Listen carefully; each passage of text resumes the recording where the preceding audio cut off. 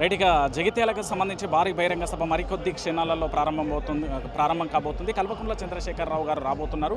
జీవన్ రెడ్డికి సంబంధించి పార్టీలో జైనింగ్ సంబంధించిన భారీ బహిరంగ సభ ఉండబోతుంది. సో దీనికి సంబంధించి మాట్లాడించే ప్రయత్నం చేద్దాం. ఎలా చూడొచ్చు ఈ సభకు సంబంధించి ఏ విధంగా ఉండబోతుంది, కేసీఆర్ స్పీచ్ ఎలా ఉంటుంది, దాంతోపాటు భవిష్యత్తు ప్రణాళిక ఎలా ఉండదు? ఈరోజు ఈ ప్రాంతానికి సంబంధించినటువంటి ఒక గొప్ప నాయకుడు, ప్రజానాయకుడు జీవన్ రెడ్డి గారు బీఆర్ఎస్ పార్టీలో చేనేత అంటే గౌరవంగా ఆహ్వానించడానికి కేసీఆర్ గారు స్వయంగా రావడం జరుగుతుంది. జీవన్ రెడ్డి గారు స్పష్టంగా చెప్పిండు, ఈ బేరగాళ్లతో నేను బతకలేను అని చెప్పేసి మొత్తం కాంగ్రెస్ పార్టీ అంటే బేరం చేసుడు కాడికి వచ్చింది కాబట్టి దీనిలో నేను మనుగడ సాగించాలని చెప్పేసి ప్రజలతో మమ్మకం కావాలంటే బీఆర్ఎస్ పార్టీ ఒక్కటే శరణ్యం అని చెప్పేసి కేసీఆర్ గారి ఆధ్వర్యంలో ఈరోజు ప్రజలతో మమ్మకం కావడానికి జీవన్ రెడ్డి గారు రావడం జరుగుతుంది. ఒక గొప్ప ప్రజానాయకుడు, ఎందుకంటే విశ్వవిద్యాలయం నుంచి వెళ్ళి ఒక అడ్వకేట్గా, సమితి ప్రెసిడెంట్గా, అదేవిధంగా ఈ ప్రాంతంలో ఒక 6 సార్లు ఎమ్మెల్యేగా పనిచేసి, మంత్రిగా పనిచేసి, కాబట్టి అలాంటి సుదీర్ఘమైనటువంటి అనుభవం తెలంగాణకు అవసరం.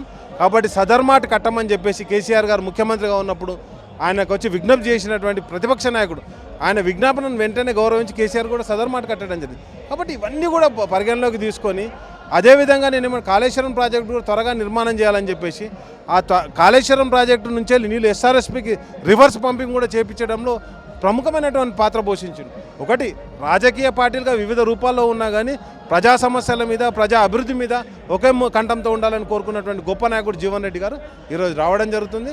ఆయన ఆహ్వానిస్తే అదేవిధంగా కాంగ్రెస్ పార్టీ కూడా ఒక 2 సంవత్సరాల సమయం ఇవ్వడం జరిగింది. ఈ 2.5 సంవత్సరాలు గడిచిపోయింది. ప్రజలకు ఒకసారి కాంగ్రెస్ పార్టీ చేసిన మోసాలను, లేకపోతే వాళ్ళు ఇచ్చినటువంటి జూటా హామీలను మరొకసారి గుర్తు చేయడానికి కేసీఆర్ గారు రావడం జరుగుతుంది. అంటే ఫైనల్గా కాంగ్రెస్ పార్టీ నుండి వచ్చిన జీవన్ రెడ్డి అంటే కాంగ్రెస్ పార్టీ పూర్తిగా పట్టించుకోలేదు, ఆ పక్కన పెట్టిన పరిస్థితి. అలాంటి అప్పుడు ఇక్కడ బీఆర్ఎస్ పార్టీలో చాలా కీలకమైన నేతలు కేశవరావు కానీ, లేకపోతే పోచారం శ్రీనివాసరెడ్డి కానీ చాలామంది కూడా వెళ్ళిపోయిన పరిస్థితి. ఆ ప్లేస్ను రీప్లేస్ చేయబోతున్నారా, లేకపోతే ఎలా ఉండబోతుంది? ఇప్పుడు మీరు అట్లా అంటే కాంగ్రెస్ పార్టీలో సగం క్యాబినెట్ మా బీఆర్ఎస్ పార్టీ నుంచి పోయిన వాళ్ళు ఉన్నారు కదా. పొంగులేడి మా పార్టీ నుంచి, తుమ్మల మా పార్టీ నుంచి పోయిండు, అదేవిధంగా కొండ సురేఖ మా పార్టీ నుంచి, జూపల్లి గారు మా పార్టీ నుంచి లేరు. రాజకీయాలలో అవన్నీ కాదండి. నేను ఏమంటున్నానంటే రాజకీయాలలో వాళ్ళు వచ్చిర్రు పోవడం అనేది నిరంతరం జరుగుతూనే ఉంటుంది. మా పార్టీ ఆవిర్భావం జరిగినప్పుడు ఆల నరేంద్ర గారు ఉండే, విజయశాంతి గారు కూడా ఉండే. తర్వాత వాళ్ళ పొలిటికల్ ఆపర్చునిటీ గురించి వాళ్ళు వెళ్ళిపోవడం జరిగింది. కానీ ఇక్కడ జరుగుతుంది ఏంది, ప్రతిపక్షంగా మేము ప్రధానమైనటువంటి పాత్ర పోషిస్తున్న క్రమంలో మేము అడుగుతుంది ఏంది, 420 హామీలు ఏదైతే 13 హామీలు ఇచ్చారో వాటిని అడుగుతున్నాం.